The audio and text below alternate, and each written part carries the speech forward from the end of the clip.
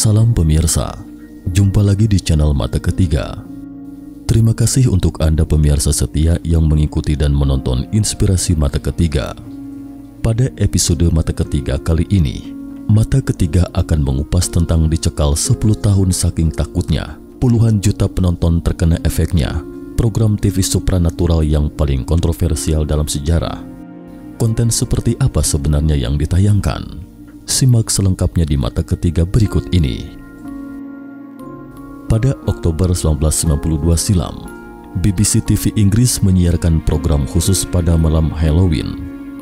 Program ini disiarkan secara langsung dengan menelusuri rumah berhantu dan memungkinkan pemirsa menghubungi saluran langsung untuk mengungkapkan beberapa pandangan atau berbagi pengalaman spiritual mereka. Dalam program yang berlangsung selama 1,5 jam penuh itu, stasiun TV menerima lebih dari 30.000 panggilan telepon dan secara langsung menyebabkan gangguan pada sistem saluran telepon malam itu. Beberapa anak didiagnosis dengan gangguan stres pasca trauma setelah menyaksikan drama tersebut, dan bahkan seorang anak di bawah umur tewas bunuh diri karena menonton program tersebut. Hari ini, Mata Ketiga akan mengupas sejenak tentang program TV yang paling kontroversial dalam sejarah BBC, Ghostwatch Behind the Curtains atau Jam Tangan Hantu di Balik Tirai. Pada Oktober 1988, penulis drama horor Inggris yang terkenal Stephen Fry mengusulkan pada BBC bahwa dia ingin membuat serial petualangan rumah hantu. Serial petualangan ini terdiri dari 6 episode. Dalam setiap episodenya, seorang ahli supranatural akan mengunjungi rumah hantu di berbagai belahan Inggris, dan episode terakhir atau episode ke-6 akan disiarkan secara langsung. Streaming langsung ini berarti penuh dengan rasa ingin tahu yang misterius. Stasiun TV tidak tahu apa yang akan terjadi di lokasi gaib, apalagi pemirsa. Proposal Stephen Fry berhasil membangkitkan minat stasiun TV BBC, namun produser Ruth Baumgarten mempertanyakan kelayakan komersial dari serial tersebut. Dia menyarankan kepada Stephen Fry untuk merangkum miniseri dari 6 episode itu menjadi sebuah film berdurasi 90 menit. Sementara filmnya sendiri disajikan dalam bentuk siaran langsung. Stephen Fry sangat senang dengan proposal itu. Perlu diketahui bahwa internet belum populer di era itu, apalagi film dokumenter semu seperti saat ini. Konten berita yang disajikan di TV harus sesuai dengan norma hukum, dan film dokumenter didasarkan pada peristiwa nyata. Dalam film fiksi ilmiah pada dasarnya memang seperti itu. Dalam acara TV pada saat itu, mustahil Anda tidak dapat membedakan apa itu realita atau fiktif. Stephen Fry ingin membuat acara aksi langsung berskala besar ini yang akan menghadirkan pengalaman nyata yang belum pernah ada sebelumnya kepada penonton. Saat itu, dia juga mengundang banyak nama besar untuk bergabung dalam pertunjukan langsung dan bahkan menantang hotline langsung untuk pertama kalinya dalam program TV tersebut. Penyiar Michael Parkinson akan terhubung ke lokasi rumah hantu dengan supernaturalis Dr. Lynn Pascoe di studio untuk menonton apa yang terjadi di lini atau lokasi kedua dengan teman-teman penonton dan mencoba menafsirkan apakah hantu atau makhluk halus itu benar-benar ada. Rumah hantu di sini adalah host atau pembawa acara lokasi kedua yang terdiri dari pembawa acara anak-anak terkenal Sarah Green dan bintang komedi Craig Charles. Peran Craig pada dasarnya adalah menyisipkan unsur-unsur lucu di lokasi horor. Sementara itu suami penyiar Sarah, Mike Smith, juga sangat tertarik setelah membaca naskah Stephen Fry. Dia berinisiatif untuk bergabung dalam pertunjukan langsung itu. Jadi Mike mengambil peran sebagai operator dalam siaran langsung yang akan menghubungkan penonton yang menelpon. Semuanya terlihat seperti pertunjukan langsung berskala besar, tetapi sebenarnya film itu telah direkam dan diedit beberapa minggu sebelumnya.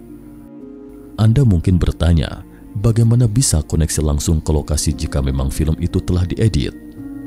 Sebenarnya, stasiun TV BBC telah merekam respon buatan pada tips sebelumnya. Jika ada penonton yang menekan nomor telepon di layar pada malam pertunjukan, maka penonton akan mendengar respon artifisial yang mengatakan bahwa semua itu palsu, itu hanya fiksi belaka. Namun stasiun TV tidak menyangka bahwa program ini akan menjadi begitu populer atau viral dalam istilah sekarang. Selama 90 menit itu dalam program itu, lebih dari 30.000 orang menelpon ke studio sehingga langsung menyebabkan sistem pengalihan telepon stasiun error seketika. Penonton yang menelpon mendengar suara jalur yang sibuk. Hal ini membuat penonton semakin yakin bahwa itu adalah pertunjukan langsung. Lalu, apa sebenarnya isi konten dalam program tersebut? Akhirnya tibalah hari H waktu dilaksanakannya acara. Ghostwatch disiarkan Screen One BBC pada pukul 21.25 tanggal 31 Oktober 1992. Sebanyak 11 juta pemirsa, termasuk banyak anak-anak, duduk di depan TV bersama orang tua mereka untuk menyaksikan program TV tersebut yang mendapat rating puncak ketika itu. Di awal acara, Michael Parkinson memaparkan sekilas latar belakangnya kepada pemirsa. Rumah hantu terletak di pinggiran kota London. Rumah itu dihuni seorang single mother, Pam Early bersama kedua putrinya, putri sulung bernama Susan dan putri kedua bernama Kim. Ibu dan kedua putrinya itu merasa tersiksa oleh fenomena gaib di rumah berhantu tersebut. Pada saat yang sama, Michael Parkinson menyampaikan kepada pemirsa bahwa hotline langsung telah dibuka dan penonton bisa menelpon kapan saja. Siaran langsung dimulai dengan membagikan video yang telah direkam beberapa waktu lalu. Pam sering mendengar putrinya mengeluh mendengar suara-suara aneh saat tidur di malam hari. Lalu Pam memasang kamera di kamar putrinya untuk merekam gerangan apa yang terjadi sebenarnya di sepanjang malam itu. Dari video yang tampak di layar, terlihat jelas benda-benda memantul tanpa sebab. Anak-anak Pam pun berteriak histeris. Anak-anak Pam menyebut hantu itu dengan istilah pipes, yaitu pipa. Disebut pipes atau pipa karena anak-anak pernah bertanya kepada Pam, ibunya suara aneh apa itu sebenarnya. Saat itu Pam terhenyak sesaat, bingung tidak tahu bagaimana menjawabnya. Lalu dia menjawab sekadarnya, itu hanya suara pipa dari sistem pemanas sentral bawah tanah. Karena muncullah istilah pipes atau pipa. Kemudian Pam membuka buku catatan di sekolah putri sulungnya, Susan. Dari lembaran catatan itu banyak coretan atau grafiti yang sangat aneh. Putri sulungnya mengatakan bahwa grafiti itu bukan coretan gambarnya. Lalu siapa yang menggambarnya jika bukan Susan? Terakhir seorang wanita bernama Emma yang tinggal di Slough, Inggris, menelpon dan memberitahu pembawa acara dari studio utama bahwa dia melihat sesuatu yang aneh di kamar putrinya yang disiarkan dalam video sebelumnya. Awalnya dua pembawa acara di studio tidak peduli, tetapi tak lama kemudian sekitar 7 atau 8 pemirsa menelpon dan mengatakan bahwa mereka juga melihat bayangan gelap yang aneh di kamar putri mereka. Kedua pembawa acara kemudian memutuskan memutar ulang rekaman itu untuk melihat sendiri bayangan aneh seperti apa yang dimaksud. Video tersebut menunjukkan bahwa pada pukul 22.02.48 malam, sebuah bayangan hitam muncul di sisi jendela dan bayangan hitam tersebut lalu lenyap sekitar 10 detik kemudian. Agar dapat melihat lebih jelas, pembawa acara memutar kembali, tetapi kali ini dan pada saat yang sama, di layar yang sama juga tidak lagi terlihat adanya bayangan hitam. Semua penonton di depan TV dan dua pembawa acara di lokasi menyaksikan seluruh proses kemunculan dan lenyapnya bayangan hitam itu. Mungkin banyak penonton yang duduk di depan TV merinding menyaksikan kejadian itu. Kemudian pembawa acara yang juga seorang ahli supernatural Dr. Lynn Vasco mengatakan bahwa dia sepertinya tahu gerangan sosok bayangan hantu itu.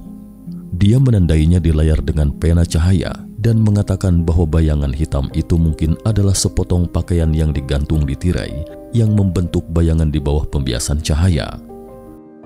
Namun ini baru permulaan.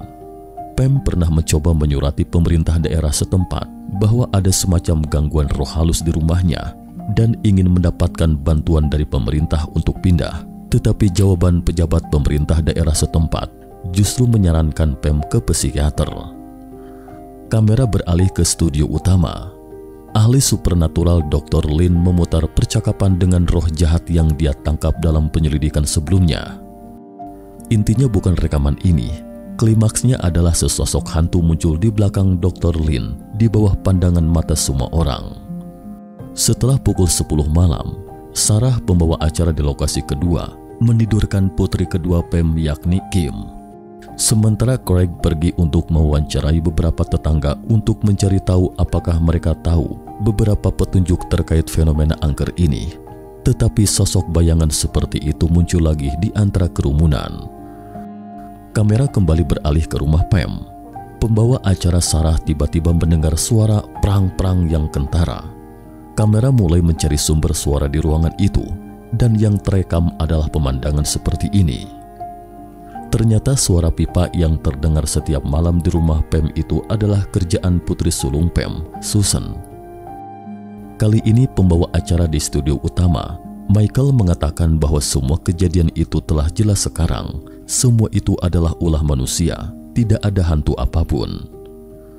Tapi paranormal Dr. Lin memiliki pandangan yang berbeda. Dia pikir itu tidaklah sesederhana itu hingga terjadi pertengkaran singkat antara keduanya. Sebenarnya peran Michael di seluruh pertunjukan langsung itu adalah seorang yang skeptis, sedangkan paranormalis Dr. Lin lebih percaya pada keberadaan hantu. Karena benturan kedua pandangan inilah sehingga pemirsa semakin percaya pada keaslian pertunjukan itu. Pada saat yang sama juga menyoroti kengerian akhir cerita. Di saat orang-orang menduga bahwa semua ini adalah lelucon yang diperankan sendiri oleh putri sulung Pam, operator telepon Mike Smith mengatakan bahwa beberapa penonton menelpon dan mengatakan mereka melihat bayangan hantu di kamar putri mereka. Kali ini adalah sesosok orang tua dengan kepala berbentuk tengkorak. Rongga matanya menjorok ke dalam seperti dua lubang, tidak tampak bola matanya. Orang tua ini memakai jubah dengan kancing sampai ke lehernya. Hantu yang digambarkan oleh penonton hampir sama dengan hantu yang digambarkan putri kedua Pam, yakni Kim. Dan di saat ini, staf yang tinggal di rumah Pam mendengar erangan meong kucing yang menyeramkan dan suara kucing yang sedang menggaruk dinding. Ketika orang-orang ke kamar anak-anak Pam, mereka melihat putri sulung, Susan, terbaring di tempat tidur, kepalanya diselimuti dengan handuk. Ketika handuknya diangkat, tampak wajahnya penuh dengan goresan dan tatapan matanya lurus. Disusul kemudian siaran langsung suara Susan yang menjadi bisu setelah dirasuki hantu. Di penghujung acara, penonton menelpon saluran hotline dan menonton inilah yang mengungkapkan identitas sebenarnya dari roh jahat tersebut. Penonton ini mengaku bahwa dia pernah menjadi pekerja di komunitas sekitar, jadi dia tahu betul dengan sejarah rumah tersebut. Pada tahun 1960-an, ada seorang pria bernama Raymond Tunstall yang pernah tinggal di rumah itu. Menurut Tunstall, ada roh jahat merasuk ke dalam tubuhnya dan roh jahat ini adalah seorang wanita. Semasa hidupnya, wanita ini menjalankan yayasan penitipan anak, kemudian berubah menjadi iblis pembunuh anak-anak. Justru karena dirasuki roh jahat itulah, Tunstall bertingkah aneh setiap hari. Dia akan memakai rok wanita, dan poin utamanya adalah Tunstall bunuh diri di rumah ini. Mayatnya baru ditemukan 12 hari setelah kematiannya. Mayatnya ditemukan karena erangan pilu kucing dari dalam rumah. Ketika orang-orang membuka pintu, mereka melihat puluhan ekor kucing mengelilingi mayat Tunstall. Salah satu mata Tunstall hilang, dan seluruh wajahnya tampak bekas cakar kucing. Selama 12 hari itu, kawanan kucing terkurung di dalamnya, dan mereka menggerogoti mayat Tunstall sebagai makanan. Di akhir siaran langsung, pembawa acara langsung di lokasi kedua, Sarah ditarik ke gudang tempat roh jahat berada diiringi erangan pilu kucing dan sinyal pun terputus. Tiba-tiba lampu di studio utama pecah, suasana pun menjadi kacau, dan semua orang meninggalkan studio. Hanya Michael Parkinson yang mencoba menyelesaikan acaranya.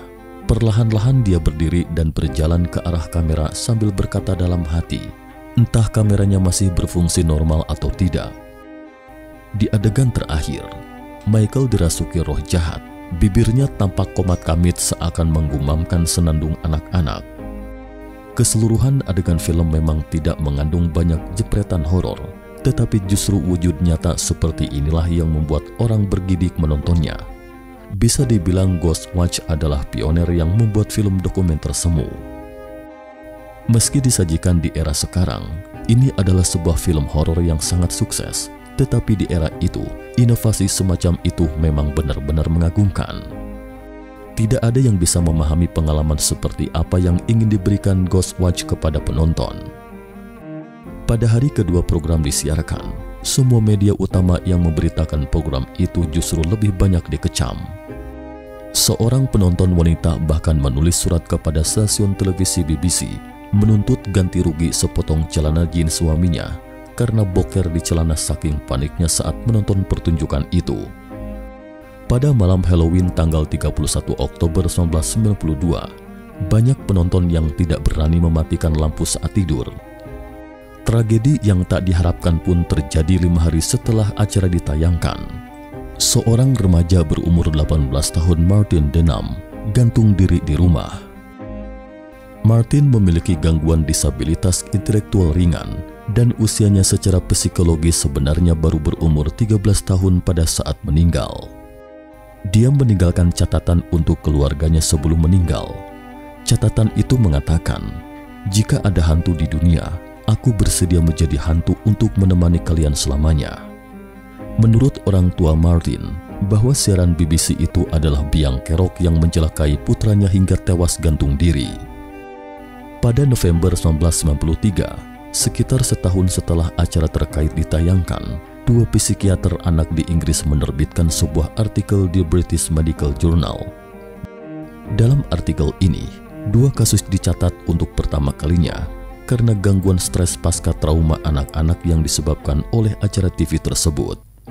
Salah satu korbannya, seorang anak laki-laki berusia 10-an bahkan harus dirawat di rumah sakit selama 8 minggu. Selama perawatan, dia terus mengetuk kepalanya, mencoba menyingkirkan roh jahat Pipes yang selalu muncul di benaknya. Selanjutnya, beberapa anak di Edinburgh, Inggris juga mengalami gangguan stres pasca trauma. Pada tahun 1994, Broadcasting Standards Commission UK atau setara dengan SARFT, The State Administration of Radio, Film and Television dalam negeri Inggris, mengeluarkan pernyataan bahwa BBC bertanggung jawab atas pembohongan publik. Saat itu banyak orang menganggap bahwa program semacam itu sebenarnya adalah lelucon yang tidak bermoral, tetapi pada kenyataannya sebelum Ghostwatch ditayangkan, BBC pada saat itu telah menyatakan melalui berbagai saluran bahwa itu hanyalah film fiktif. Produser acara Ruth Baumgarten mengatakan bahwa tujuan mereka jelas bukan untuk mempermainkan atau menipu penonton. Pemandu acara terkenal Michael Parkinson sebelumnya juga telah menyatakan di media bahwa ia akan mempersembahkan debut perdana filmnya pada malam Halloween. Saat BBC mempromosikan Ghostwatch, itu juga disajikan dalam bentuk trailer. Sementara Screen One BBC sendiri memang merupakan program yang menyiarkan film dari serial TV. Meskipun akhir dari Ghostwatch adalah studio yang kacau dan Michael Parkinson dirasuki oleh roh jahat, tapi segera terlihat dari layar daftar aktor, penulis skenario, dan produser. Semua tanda-tanda menunjukkan bahwa itu sebenarnya sama sekali bukan reality show langsung, tetapi karya film dan televisi yang sebelumnya telah disyuting. Hanya saja stasiun TV BBC tidak menerangkan dalam 1,5 jam di layar film itu bahwa itu adalah film fiktif. Mungkin karena pengalaman dari Ghostwatch, sehingga banyak karya film dan televisi sekarang menyisipkan kata pengantar di layar bahwa cerita ini murni fiktif belaka, dan jika ada kesamaan, itu hanyalah kebetulan. Seminggu setelah Ghostwatch ditayangkan, pembawa acara Sarah Greene sering muncul di layar, menjelaskan kepada publik bahwa dia baik-baik saja, tidak ada roh jahat yang merasukinya. Faktanya banyak penonton yang mengaku bahwa mereka tahu betul itu lebih dari sebuah film fiktif. Jadi ketika Anda menonton film horor dan tahu bahwa itu palsu dengan apakah Anda takut setelah menontonnya, itu adalah 2 hal yang berbeda. Namun terlepas dari itu semua, dampak negatif dan tragedi yang ditimbulkan oleh Ghostwatch tidak bisa diabaikan begitu saja. Kemudian rating BBC yang merosot tajam terkait erat dengan film tersebut.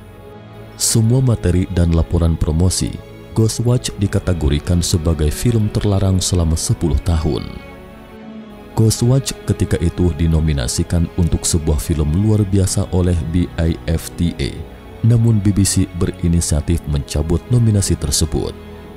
Penulis drama horor Stephen tidak pernah menyebutkan dalam karirnya yang panjang bahwa dia pernah menjadi penulis naskah Ghostwatch, film horor yang menyedot 11 juta penonton. Ketika Ghostwatch berangsur-angsur pudar dari pandangan orang-orang, pandangan orang tentang film juga mengalami perubahan seiring perkembangan internet. Kali ini mencerminkan sisi lain dari masalah terkait. Dulu banyak orang yang saking takutnya oleh film itu hingga tidak berani mematikan lampu untuk tidur.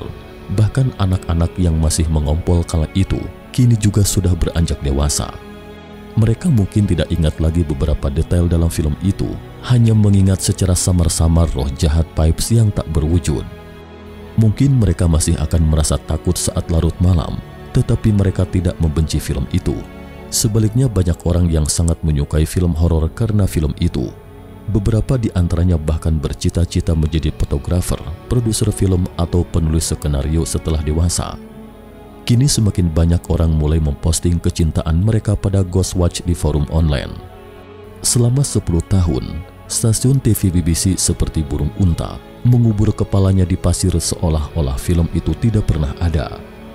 Sampai pada peringatan 10 tahun siaran Ghostwatch pada tahun 2002, stasiun BBC akhirnya mengeluarkan pernyataan mengakui keberadaan film tersebut, Ghostwatch, dan mengakui bahwa Ghostwatch pernah menorehkan rating yang cemerlang sekaligus tragedi ketika itu. Ghostwatch kini diterbitkan ulang dan didistribusikan dalam bentuk DVD. Stephen Falk juga yang pertama kali menerbitkan artikel, menuliskan perjalanan mentalnya dalam menciptakan Ghostwatch. Stephen mengatakan bahwa meskipun prosesnya berliku-liku, terlepas dari tragedi dan dampak negatif, satu hal yang harus diakui adalah bahwa dalam 10 tahun terakhir, Ghostwatch memang telah menarik banyak penonton yang dengan tulus menyukai dan memahaminya. Seorang profesor universitas pernah berkata bahwa hampir setiap tahun, seorang mahasiswa jurusan jurnalistik akan menggunakan tema Ghostwatch untuk menyelesaikan tesis kelulusannya. Seiring bergulirnya waktu, pemahaman kita terhadap karya film dan televisi juga mengalami perubahan yang tajam. Apa yang disaksikan di depan mata itu belum tentu nyata. Batasan antara virtual dan realita semakin kabur dan buram. Layar TV bukan lagi media informasi satu arah, melainkan platform yang mengusung konten yang beragam, mengubah persepsi kita dan memperkaya pengalaman hidup kita. Terima kasih atas perhatiannya. Jika pemirsa merasa episode video ini menarik, jangan lupa like, subscribe channel ini, dan rekomendasikan ke teman-teman. Sampai jumpa.